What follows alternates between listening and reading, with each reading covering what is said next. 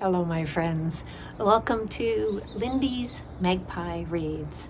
On this channel, I talk about the books that I've been reading recently and a little bit about what else is going on in my life here in beautiful Victoria, British Columbia. So, my wrap up for April, I love how Storygraph gives us these beautiful graphs. I read 25 books and 4 of them were 5-star reads. The graphic only has 3 here. The 4th book is Milktooth by Jamie Burnett, currently on the long list for the Carol Shields Prize. I did talk about One Aladdin, Two Lamps in a recent video, and the other 2 5-star reads I'm going to be talking about later on in this video. One thing of note here to me is that almost half of the books that I read in April were nonfiction. A bit unusual for me, as it's usually more of a 40-60 or even 30-70, more weighted towards fiction than nonfiction. I've been going down to the rowing club a lot, mostly volunteering with helping new rowers learn to row, and I just love being there on the gorge waters and also the walk to and from the club. It's just so pretty, and I have had some depression this winter, and being outdoors and being physically active really helps me to feel better. And I love seeing all the flowering trees. And for example, there are the golden rain trees, the laburnum, that are blooming right now. Most of the plums, cherries, and magnolias have finished, but there's still some of the Japanese flowering cherries. I think I saw some kanzans that are still looking beautiful.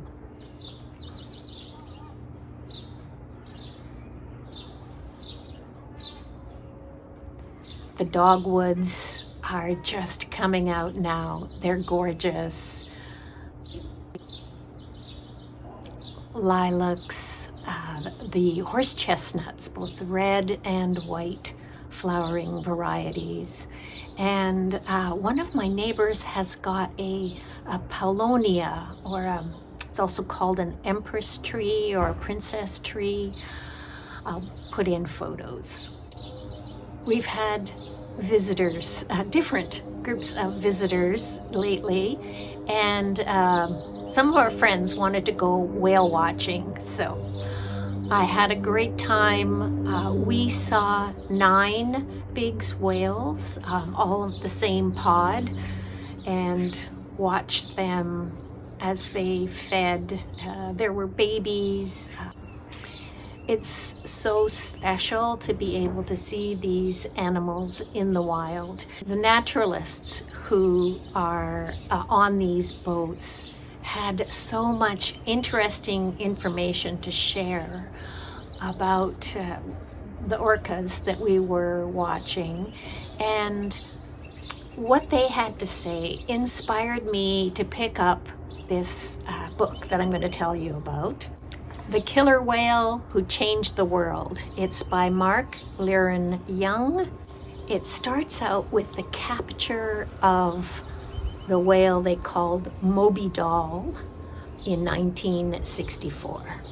So this is the whale apparently that changed the world, but what it did actually was change public perception of killer whales, because in 1964 nobody thought twice about killing whales of all kinds. Killer whales were actually considered public enemy number 1 in the marine environment. They were seen as the most fearsome, the most vicious, the most predatory, and they were shot on sight for the crime of killing salmon. So the guy who was in charge of the Vancouver Aquarium wanted to have an anatomically correct sculpture of a killer whale for the aquarium.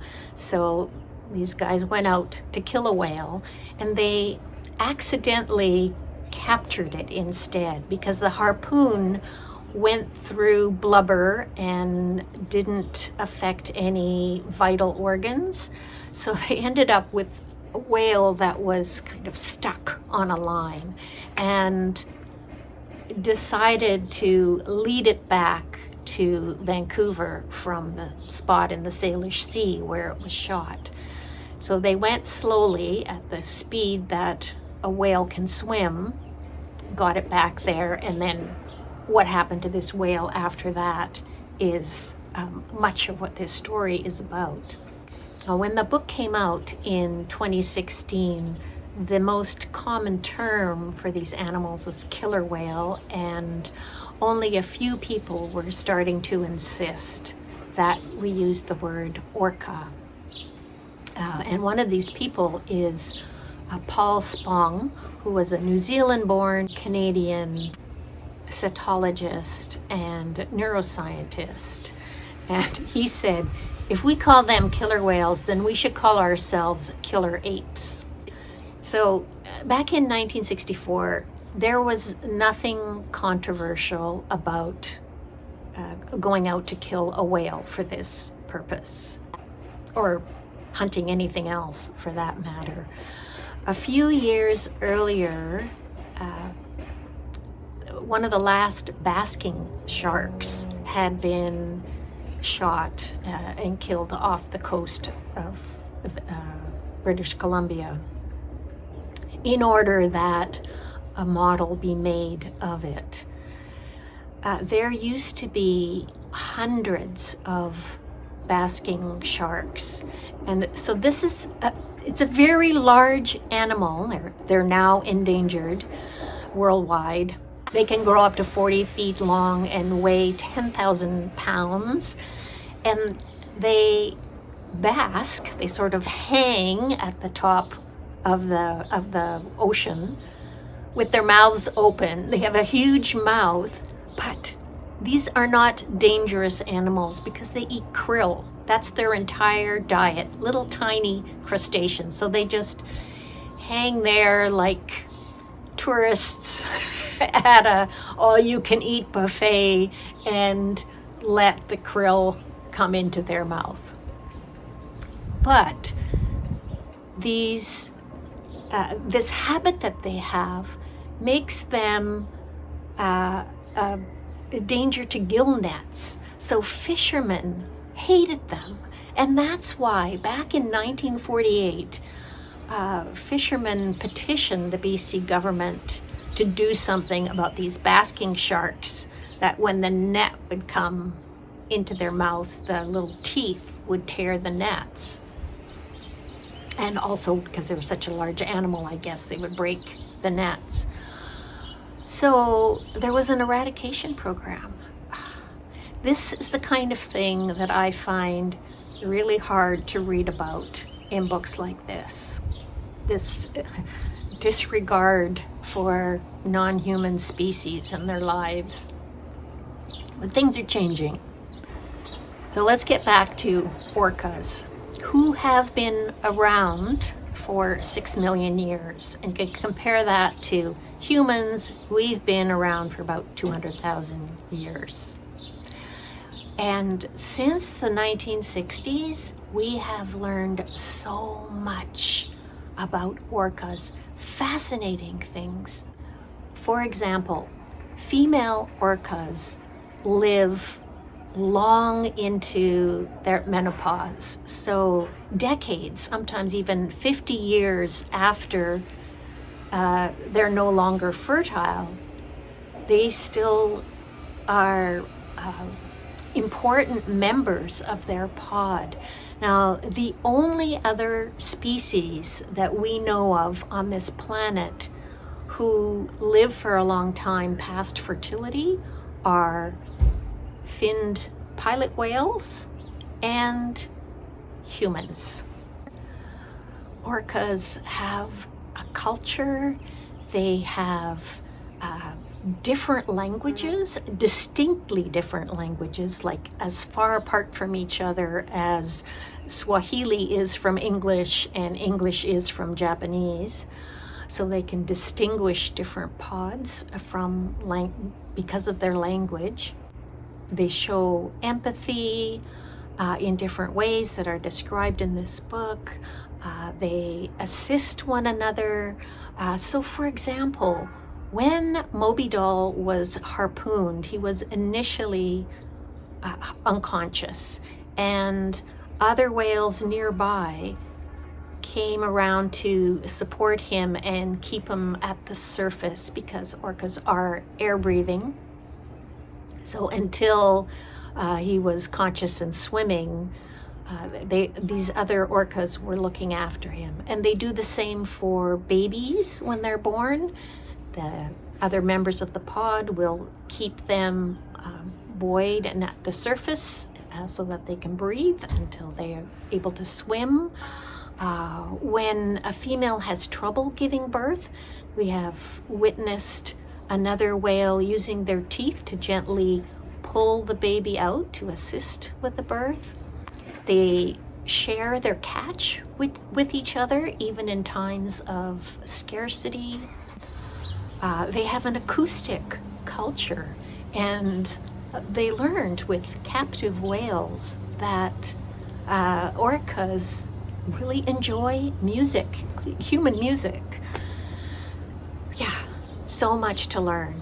And it's so interesting that for a long time we have been really wondering about whether there's intelligent life on other planets, while at the same time ignoring intelligent life here on our own planet.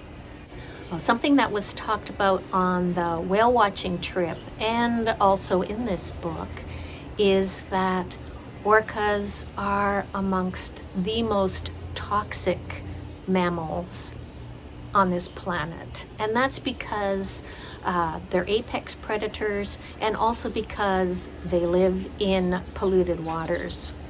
We're talking about PCBs and also persistent organic pollutants.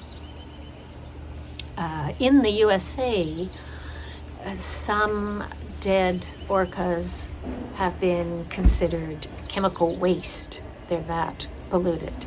I think the only reason in Canada the same thing doesn't happen is because of our regulations here that only consider man-made products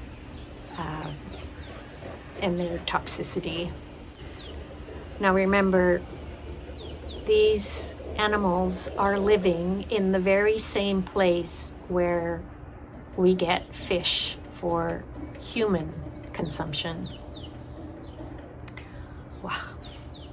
Another thing that's mentioned in this book is the advocacy for whale watching from shore instead of from whale watching boats. Because there is a certain amount of harassment, even with regulations that can disturb feeding, and when salmon stocks are low or hunting is hard for these animals, there's an extra pressure if they're disturbed by people in boats or by the sound of boats as well.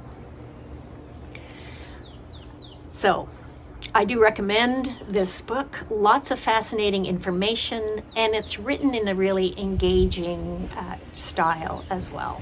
Another thing that I did with one of my guests is I went to the opera. So we saw Orpheus and Eurydice, and that was Gluck's version of it. So this is a retelling of the Greek myth. And interestingly, this trip to the underworld and Hades comes up in some of these other books that I'm going to be telling you about, starting with Son of Nobody by Yann Martel.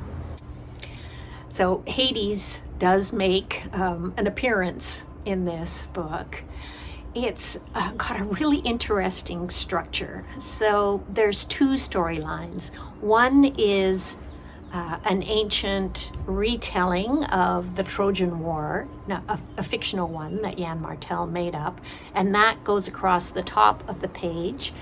And across the bottom of the page is the classic scholar, can't think of his name, but he's a professor from the University of Saskatchewan at Saskatoon, who goes to Oxford, where he is piecing together ancient pieces of papyrus and finding this tale.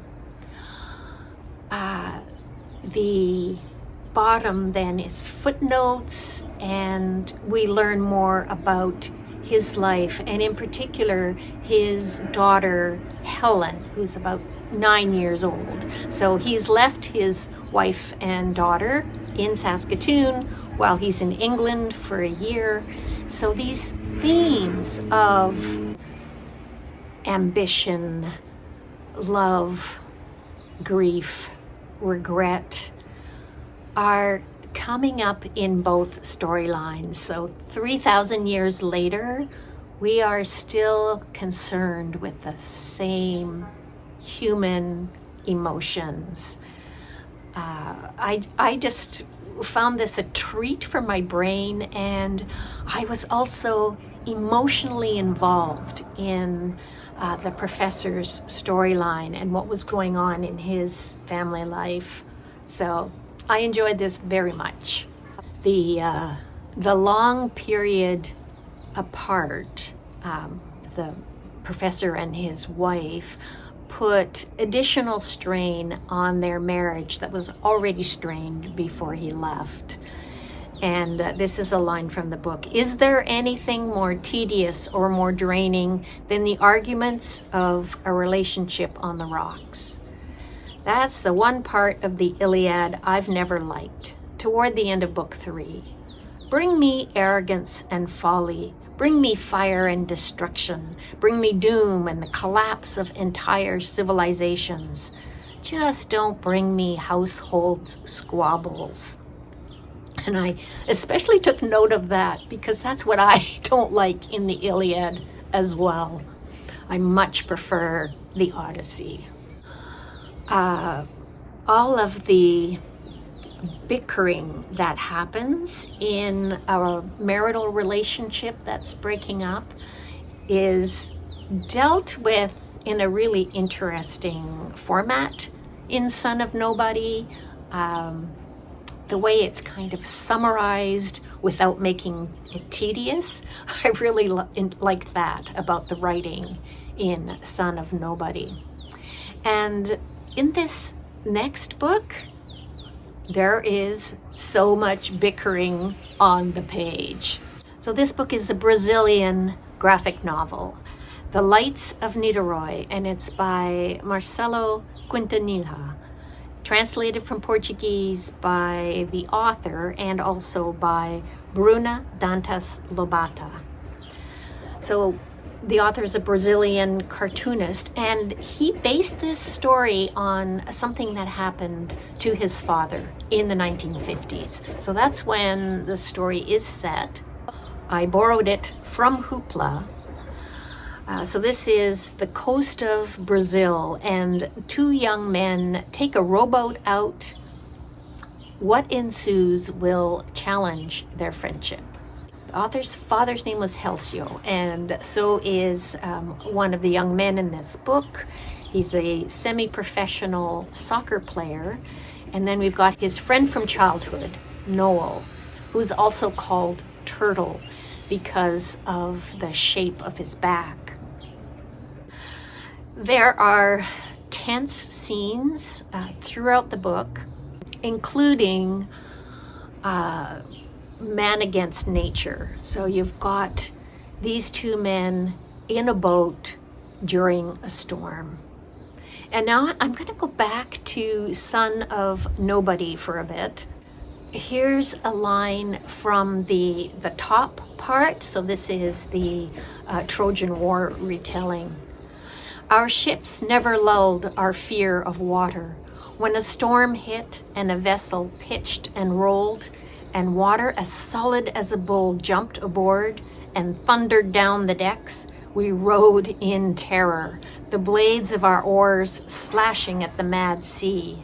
Before water, the bravest man cowers. Just to give you an idea of the style of the writing in Son of Nobody. This next book also draws on mythology. It's another Canadian book, Seasons of Glass and Iron. It's by Amal El-Motar. And I listened to the audiobook read by Rachel Elizabeth Smith. Now, Amal is the queer author of another book that I absolutely loved and highly recommend in audio, and that is The River Has Roots. Fabulous audio production. I like this audio production as well, but it didn't quite meet the River Has Roots, because The River Has Roots has music in it and singing that are actually part of the story. In The River Has Roots audio production, at the very end, there is a preview of one of the stories that is in this collection, John Hollowback.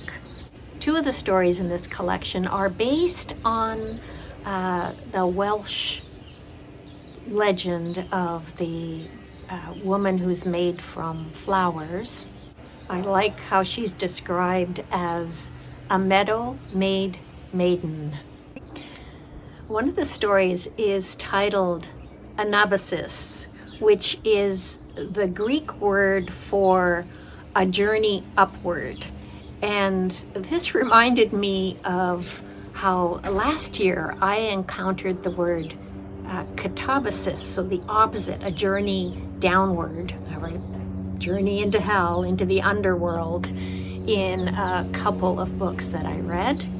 A line from the story Anabasis is, "Time was, the only border worth crossing was into the underworld to fetch back a lover's life," which reminded me of having seen Orpheus and Eurydice. There's another story, it's called To Follow the Waves, and in it there's a dream crafter.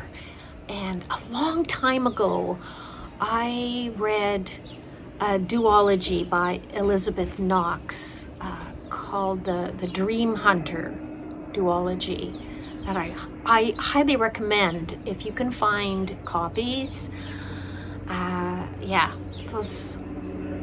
Those books I think will stand the test of time.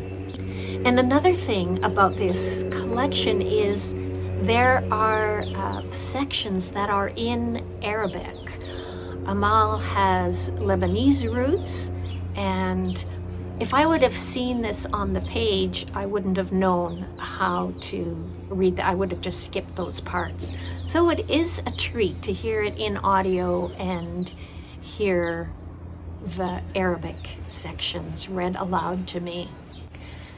My next book is also a short story collection. It's Python's Kiss by Louise Erdrich.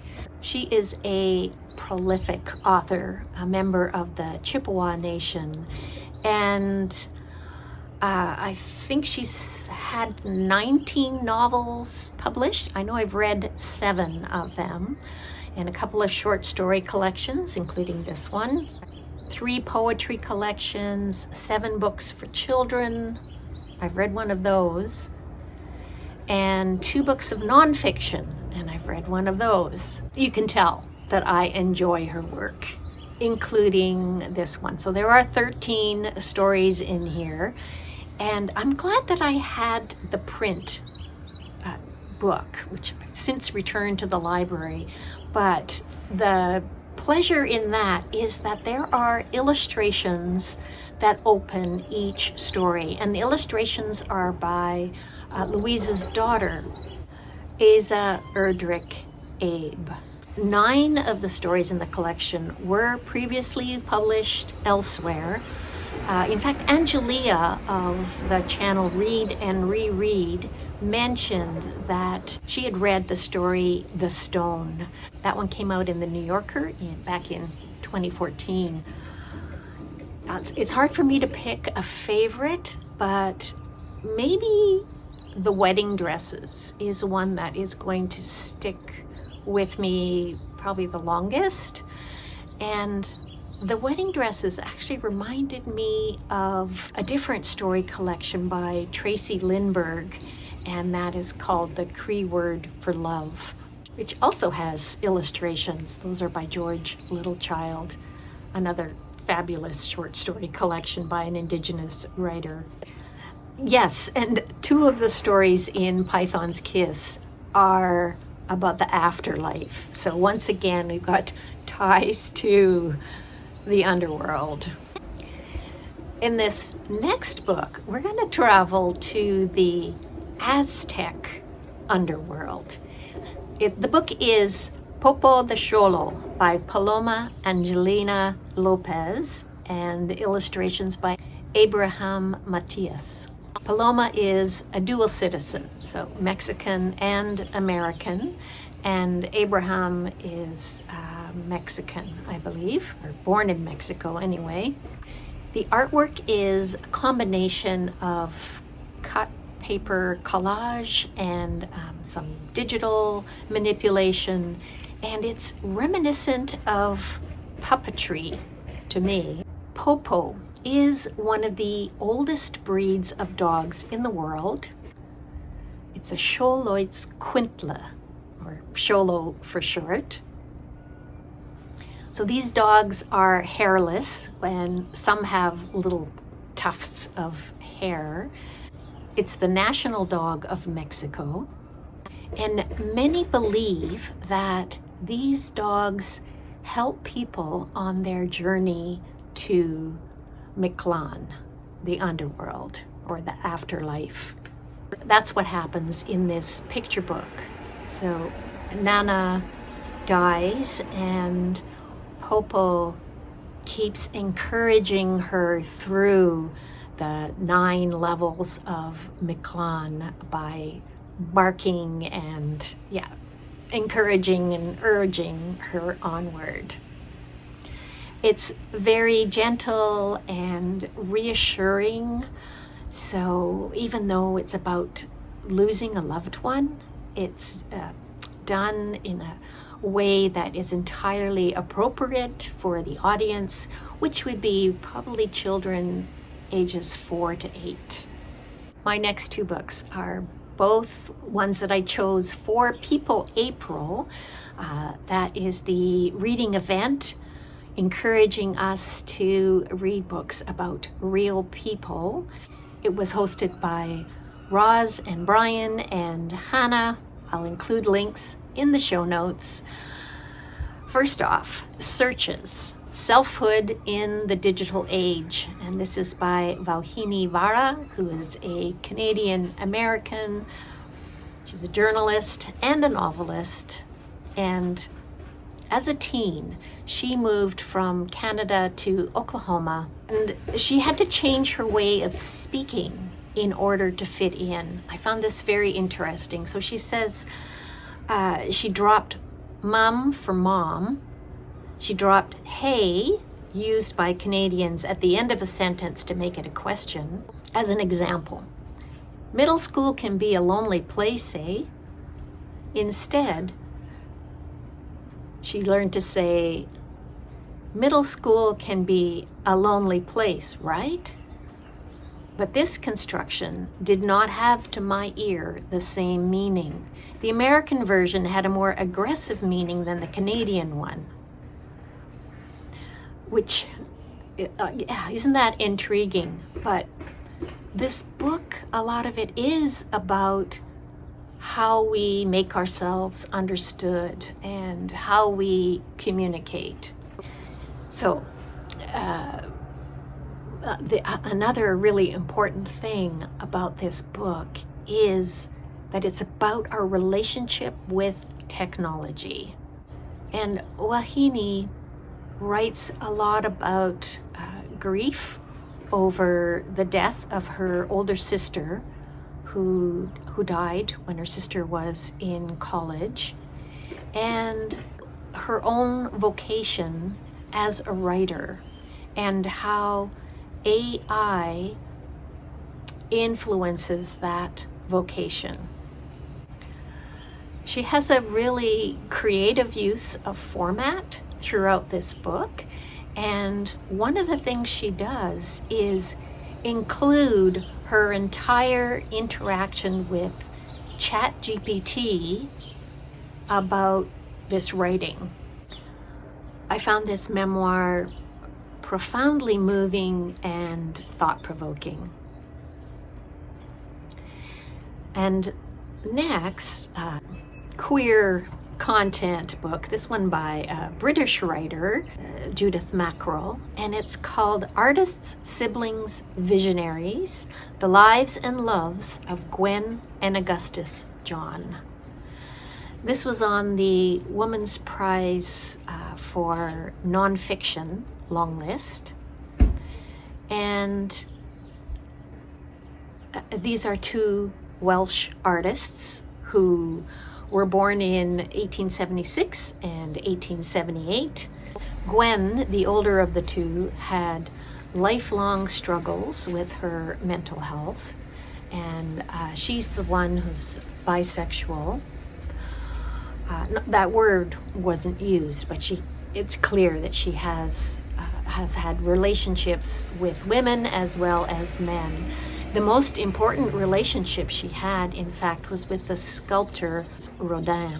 So I ended up looking a lot on the internet, both for Gwen's art and also a sculpture that she posed for Rodin in a pose that was really hard to maintain the position, because one leg was up and she was leaning forward. Now, Augustus was a womanizer. He fathered at least 13 children that we know of. He lived in a menage a trois for a while, and that woman later became involved with Gwen. So a very interesting dynamic. This is a long book, and I found that I became really immersed in all of the details of everyday life.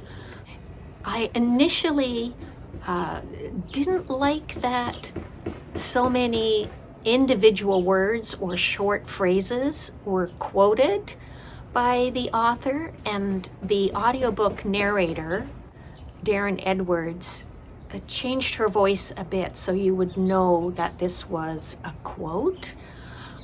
But I got used to that, and in fact, I appreciated the way that Judith Mackrell had incorporated so much from letters and writings of that time to really get into what life was like for these two people and the people around them. And I had a personal interest when I learned that Gwen lived for quite a while on Rue Edgar Quinet in Montparnasse in Paris, because the bed and breakfast where I have stayed many times is located right there on Edgar Quinet. Mention is made of the street market that's regularly held there, and I'm like, yes, I know that market. So that was fun. And my last book, back to Canadian books now. This was one that I listened to in audio, but I also had the print book out from the library. Talk Treaty to Me, Understanding the Basics of Treaty and Land in Canada. And it's by two authors, Crystal Gayle Fraser, who's Gwich'in, and Sarah Komarniski. The audiobook is read by Tiffany Ehrlich, who is an Inuk performer. Now, the contents are essential and they're easy to understand, all about treaties and indigenous sovereignty. So in the book, they say, "We seek to be nation-specific with naming and do our best to use the names that people themselves have adopted. Some of these words might be unfamiliar to you at first, but remain committed and try to become familiar with them. Try to pronounce them and feel the shape of another language on your tongue." Now this brings me back to a passage in the novel Son of Nobody by Yann Martel. So in the passage, the Canadian professor is working under a senior professor at Oxford, and this guy dismisses the visiting professor's home university by calling it University of the Unpronounceable. And yet, he is very quick to correct his mispronunciation of Magdalen College. So, the print edition of Talk Treaty to Me has got maps and all kinds of archival documents. It also talks about the Douglas treaties on southern Vancouver Island, which is where I am located. So I was quite interested in those. I learned that the terms of those treaties were written in after they were signed. So they were mostly blank documents, and they were signed, and then the terms filled in. So you can imagine that what the chiefs agreed to in those treaties was not necessarily what was written in afterwards. Oh yeah, and once or twice in Talk Treaty to Me, the Canadian academic novelist and poet Billy Ray Belcourt is mentioned, including a quote from his book, A History of My Brief Body. And in Python's Kiss, Louise Erdrich's collection, I mentioned that there's illustrations. Well, one of them shows that very book by Billy Ray Belcourt in a stack of books on the back of a toilet. So that story is about a cat, a feral cat who is being kept locked up in a bathroom while the guy who's put him there is looking for someone who's going to tame this cat. That's a story called The Feral Troubadour.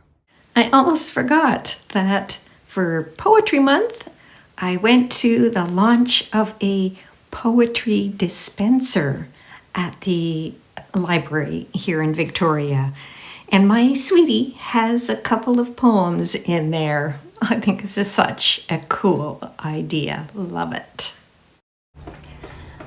Okay, that is all I've got for you today. So thank you so much for watching. And if you have comments about any of these books, if you want to read them, or what have you been reading that's really good, just let me know in the comments.